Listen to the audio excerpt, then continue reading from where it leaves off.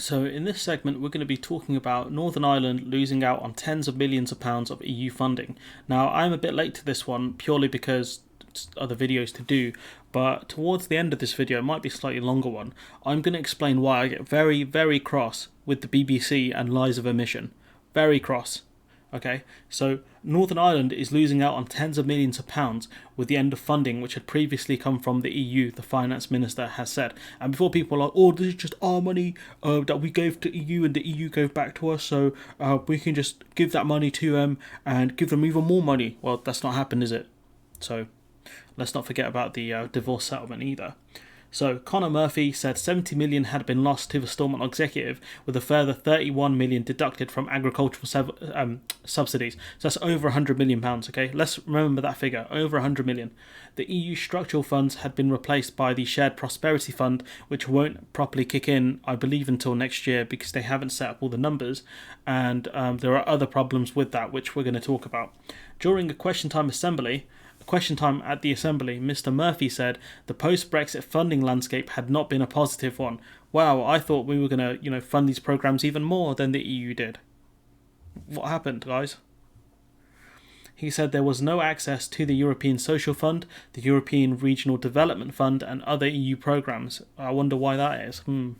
Could be Brexit. While these had been replaced by the UK Shared Prosperity Fund, which is not actually true. It's not been replaced. Really, has it?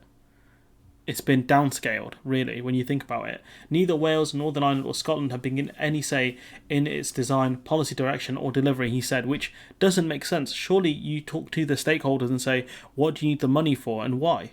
You don't be like, oh, here's some money, build like a museum, and just like, we don't need a museum, we need, some office space. And they're like, no, build a museum. What? Like, honestly. This result is a £70 million annual loss to the executive spending power, he said. £70 million lost from the Stormont executive and a further, 34 million lost in agricultural subsidies. Agricultural subsidies they're not going to get back because they've been cut across the board for all British farmers. All of their agricultural subsidies have been cut because the UK is looking at a model where we just import loads of food, by the looks of it. That's the only interpretation I have of the situation. However, Mr. Murphy said on a more positive note, Brexit has not impacted on the Peace Plus funding programme, which would see a part of €1.1 billion, £930 million over the next 7 years. So that's more of something we should be really thanking the EU for, to keeping the Peace Plus funding programme. I suppose the EU really do want to keep these things because they actually care about the situation in Northern Ireland far more than the British government does, which really makes unionism look very stupid when a foreign organisation cares more about you than the one you're meant to be an entity of. But that's a separate conversation. Farming payments. So UK farmers used to receive subsidies from the EU via the Common Agricultural Policy, but that financial support was replaced by funding from Westminster. No, it hasn't though. It's been massively cut and reduced. Okay, stop it. On Monday, farmers in Northern Ireland received their share of just over £300 million as the first of this year's direct payments hit applicants' bank accounts. Direct payments are annual government subsidies paid to farmers, the agricultural industry, and to help food supplies. Payments rose by 6% this year, meaning farmers get an average of an extra £800, but all that money's been cut. That amount of money's been paid out. This would have been potentially part of the divorce settlement. But as we can see here, with a further £34 million reduction from agricultural subsidies. So this is obviously residual payments from the EU which are going to be cut. We already know this to be true. So why the BBC, sorry about all the scrolling, why the BBC doing this? Again, why lie? Who is this article written by? Not even got a name on it. I wouldn't put my name to this either if I had to write this dross, these lies, honestly. But the BBC has a habit of not putting names on it. If you look at the, tens of millions means something like 20, 30 or 40 million. You're talking about 100 million lost from Northern Ireland, gone. And if we look at this article here, which talks about Northern Ireland given £12 million in funding to replace EU aid, that funding isn't going to touch anywhere near that they've lost. The executive have lost £70 million, okay? The executive, Stormont executive, have lost £70 million direct money, right? And 34 million has been taken out from agricultural subsidies. So can you explain to me how £12 million replaces over £100 million?